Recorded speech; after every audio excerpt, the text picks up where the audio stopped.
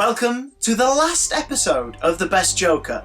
It's time to crown our Clown Prince of the Pole, but first, a little clean-up. Richard Epcar, who plays the role in Injustice: Gods Among Us, is pretty darn great. He's great in Mortal Kombat as well. However, since the story mode revolves around a couple dozen different characters, there wasn't enough to go off of with his version for a full episode of this show, so that's why he was left out. However, I do hope he shows up in Injustice 2. Fingers crossed.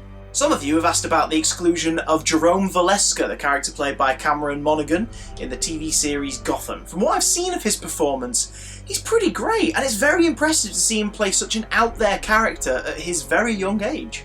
But, spoiler alert, after Jerome's death in Season 2, it's more implied that his character's legacy leads up to the eventual Joker himself in the future, and despite a sort of resurrection that has yet to be followed up with as of this video, I doubt he'll be playing enough of the Joker character for him to fit into this list at all. He did some great work, but he didn't qualify for this series. That was strangely pleasant. Do it again. That's gonna leave a mark.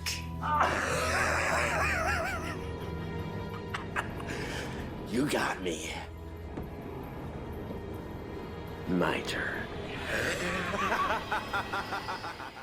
Without further ado, let's take a look at our final Joker.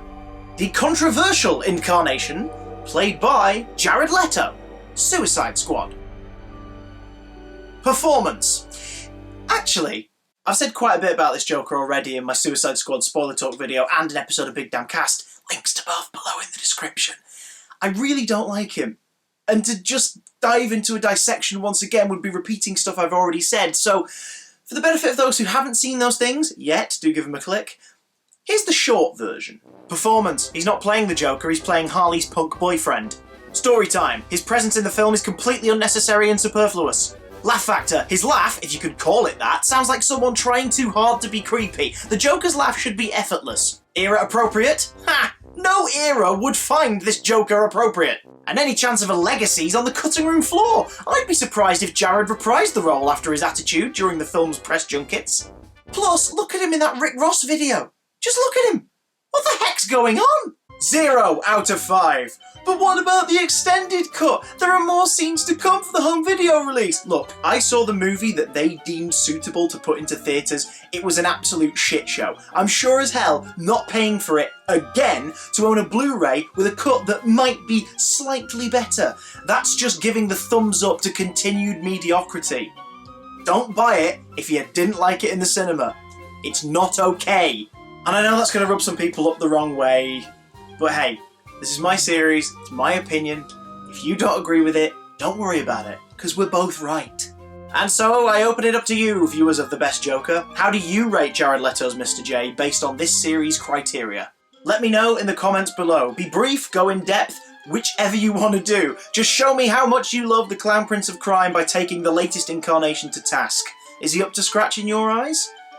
Or do you hate him like I do? Let me know down below. Besides, enough of that cop-out ending to the ranking of the Jokers. We all know what you're here for. You want to find out which Joker won your vote to be the best and how they compare to the highest scoring ones of the series.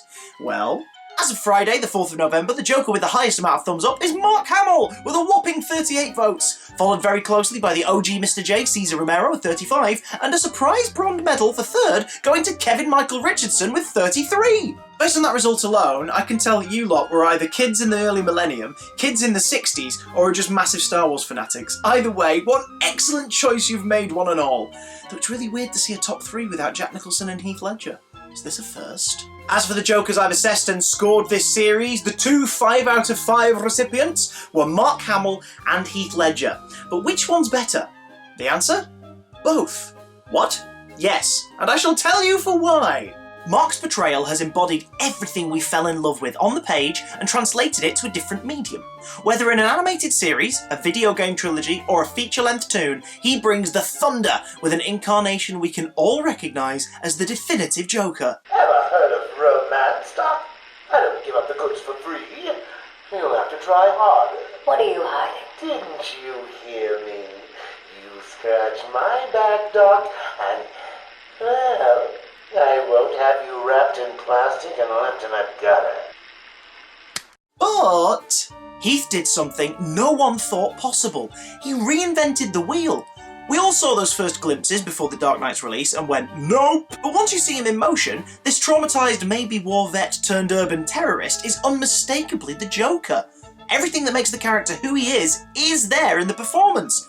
The picture's different, but the frame is the same. Enough from the clown! Let's not blow this out of proportion. You think you could steal from us and just walk away? Yeah. I'm putting the word out. 500 grand for this clown dead. 1 million alive, so I can teach him some manners first. All right, so listen, why don't you give me a call when you want to start taking things a little more seriously? Here's my card. He's proof that you can repackage what's come before, and as long as you maintain the core elements of the character, you can change things around. As for who your favourite is out of the two, well, that's completely up to you. Thanks for watching The Best Joker, everybody. Really hope you've enjoyed this series. I've had a lot of fun making it. But that's it for now. Not talking about the Joker for a long time. I want to talk about anything else. Anything else! Maybe after one more chapter.